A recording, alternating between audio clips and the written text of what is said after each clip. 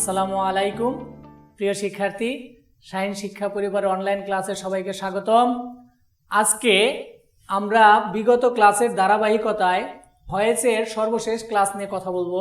আশা করি এই ক্লাসটা তোমাদের ভালো লাগবে। এখন আমরা দেখব প্যাসিভ ভয়েসকে কিভাবে আমরা অ্যাক্টিভ করতে পারি।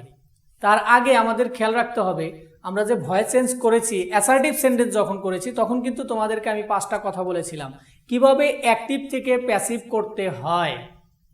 আমাদের ওই অংশটুকু যদি আমাদের মনে থাকে, আমরা যদি এইটুকু মনে রাখতে পারি যে কিভাবে অ্যাক্টিভ থেকে প্যাসিভ করব, অর্থাৎ অ্যাক্টিভ ভয়েসের অবজেক্ট প্যাসিভ ভয়েসের সাবজেক্ট হয়, অনুরূপভাবে প্যাসিভ ভয়েসের সাবজেক্ট অ্যাক্টিভ ভয়েসের সাবজেক্ট প্যাসিভ ভয়েসের অবজেক্ট হয়, এই কথাগুলো যদি আমাদের মনে থাকে তাহলে প্যাসিভ থেকে কিভাবে অ্যাক্টিভ হবে আমরা খুব সহজেই সেটা করতে পারবো। কারণ যেভাবে অ্যাক্টিভ থেকে প্যাসিভ হলো আমরা ওইভাবে প্যাসিভ থেকে অ্যাক্টিভ করব। এইখানে আমরা দেখি সবাই একটু মনোযোগ সহকারে। প্রথম এক্সাম্পল, রাইস ইজ ইটেন। নিঃসন্দেহে এটা প্যাসিভ ভয়েস। কেন এটা প্যাসিভ ভয়েস? কারণ আমরা জানি টু বি ভার্বের পরে মূল ভার্বের পাস্ট পার্টিসিপল থাকলে সেটা প্যাসিভ ভয়েস হবে। Rice is eaten by me. আরেকটা কথা, খুবই গুরুত্বপূর্ণ কথা মনে রাখবে সবাই, যখন আমাদেরকে বলবে প্যাসিভ থেকে অ্যাক্টিভ করতে হবে তখন কিন্তু অবশ্যই এই যে প্রিপোজিশন এবং সাবজেক্টের যে অবজেক্টটা আমরা লিখি এটা বেশিরভাগ ক্ষেত্রেই থাকবে না, তখন আমাদেরকে সেটা ধরে নিতে হবে। এখন আমরা আগে একটা ছিল সেটা দেখে করি। Rice is eaten by me, সর্বপ্রথম আমরা মনে রাখবো এইখানে এটা প্যাসিভ ভয়েস, তার মানে অ্যাক্টিভ ভয়েসে এটা সাবজেক্ট ছিল এবং এটা অবজেক্ট ছিল, তাহলে এটাকে আমরা অবজেক্ট করে ফেলি। এটা যেহেতু সাবজেক্ট ছিল সেটাকে আবার অ্যাক্টিভের সাবজেক্ট করি আই। এরপর মূল ভার্বের কোন ফর্ম থাকলে আমরা অতিরিক্ত to be verb am is are নিয়ে আসি, প্রেজেন্ট ফর্ম, তাহলে এটা হবে ইট। আর এটা কি ছিল? অবজেক্ট, তাহলে এটাকে অবজেক্টে দিয়ে দিলাম। আরো সহজভাবে খেয়াল করি, আমরা যখন প্যাসিভ থেকে অ্যাক্টিভ করব তখন আমাদের অ্যাক্টিভ ভয়েসের অবজেক্ট প্যাসিভ ভয়েসের সাবজেক্ট করেছিলাম, তার মানে এখানে যেটা সাবজেক্ট করেছি এটা অ্যাক্টিভে কি ছিল? অবজেক্ট, তাহলে এটা শেষে দিয়ে দিলাম। আর সাবজেক্টকে করেছিলাম অবজেক্ট, তার মানে এটা অ্যাক্টিভের সাবজেক্ট আকারে ছিল, সেটাকে আমরা সাবজেক্ট করলাম। বাকি থাকলো ভার্ব। মূল ভার্বের কোন ফর্মে থাকলে আমরা অতিরিক্ত to be verb am is are লিখি? মূল ভার্বের প্রেজেন্ট ফর্ম, তাহলে এটা প্রেজেন্ট ফর্ম লিখলাম। এইভাবে আমরা করতে পারি, অর্থাৎ যেটাকে সাবজেক্ট করেছিলাম সেটাকে অবজেক্ট করে দেব, আর যেটাকে অবজেক্ট করেছিলাম সেটাকে সাবজেক্ট করে দেব। মাঝখানে যে অতিরিক্ত টু বি ভার্বটা আমরা বসিয়েছিলাম সেটাকে তুলে দেব, এবং অতিরিক্ত যে প্রিপোজিশন নিয়ে এসেছিলাম সেটাকেও তুলে দিব। এগুলো তো অতিরিক্ত নিয়ে এসেছিলাম। এখন ভার্বের কোন ফর্মে থাকলে, এখন আমরা এখানে ইটেন আছে, বুঝবো কেমন এখানে কি হবে? ভার্বের কোন ফর্মে থাকলে আমি যা হয়, ভার্বের প্রেজেন্ট ফর্মে থাকলে, তাহলে এখানে প্রেজেন্ট ফর্ম লিখে দিলাম। যদি এখানে থাকতো rice was eaten by me, তাহলে এখানে ওয়াজ ছিল, তার মানে এখানে অ্যাড হইতো। যদি থাকতো rice has been eaten by me, তার মানে এখানে হ্যাজ ইটেন হইতো। দেখো এরপরের example, our school is closed. এইটুকু মনে করো নেই, তাহলে আওয়ার স্কুল ইজ ক্লোজড, অর্থাৎ প্রিপোজিশন এবং সাবজেক্টের অবজেক্টটা নাও থাকতে পারে। সেই ক্ষেত্রে আমরা কিভাবে খুঁজে বের করব? যখন আমাদের প্রিপোজিশন এবং সাবজেক্টের অবজেক্টটা থাকবে না, আমাদের প্রাসঙ্গিক একটা সাবজেক্ট ধরে নিতে হবে। আমাদের স্কুল বন্ধ দেওয়া হয়েছে, এটা কে দেয়? সাধারণত হেডমাস্টার, তাহলে বাই দ্য হেডমাস্টার, এটা সাইলেন্ট থাকতে পারে, এটা আমাদের ধরে নিতে হবে।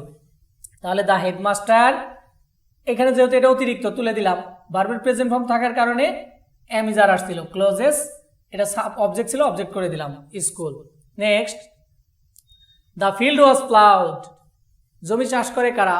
কৃষক, তাহলে the farmer, by the farmer, তাহলে আমরা লিখতে পারি এটা সাবজেক্ট ছিল দ্য ফার্মার, ভার্বের পাস্ট ফর্মে ছিল যে কারণে এখানে ওয়াজ হয়েছিল। দেখো প্লাউড, এটা অবজেক্ট ছিল, অবজেক্টে দিয়ে দিলাম দ্য ফিল্ড। নেক্সট আমরা দেখি, my pen has been stolen by someone.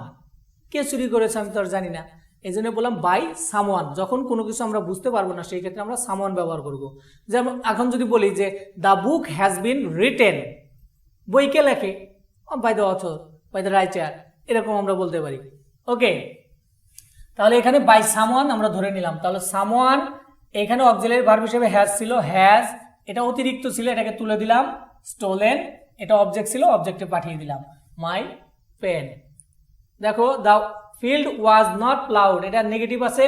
The farmer, যেহেতু এটা পাস্ট ফর্মে ছিল যে কারণে এখানে ওয়াজ আসছিল, did not plough the field. এই অংশটা দেখি আমরা, Rome was not built in a day, এটা একটা passive voice. By the people of Rome অথবা by Romans, by the Romans. তাহলে এখানে সাবজেক্ট কি ছিল, যেটা অবজেক্ট হয়েছিল সেটা হলো দ্য রোমান্স। এরপর ওয়াজ নট বিল্ট, ভার্বে ওয়াজ আসছে, তার মানে ভার্বের কোন ফর্ম থাকলে আমরা ওয়াজ ওয়ার বসাই, পাস্ট ফর্ম। আর যেহেতু নেগেটিভ, ডিড নট বিল্ড, আর ডু ডিড ডাজের পরে ভার্বের কিন্তু বেস ফর্ম বসে, build Rome in a day.